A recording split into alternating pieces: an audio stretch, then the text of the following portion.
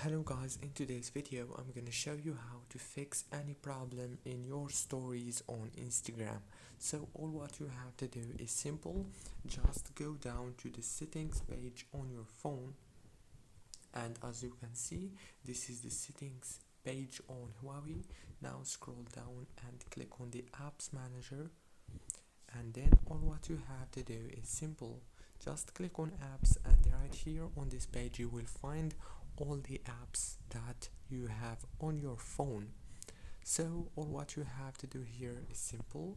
Scroll down until you find the Instagram right here, and then click on it like this.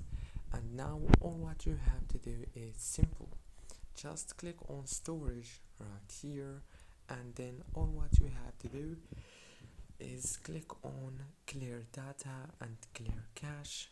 Go back and then click on force stop, and then click here on open by default, and go to this open supported links in the app, and make sure it's on always allow. And after that, go back and restart your phone and reopen Instagram, and the problem must be solved. Don't forget to like, subscribe.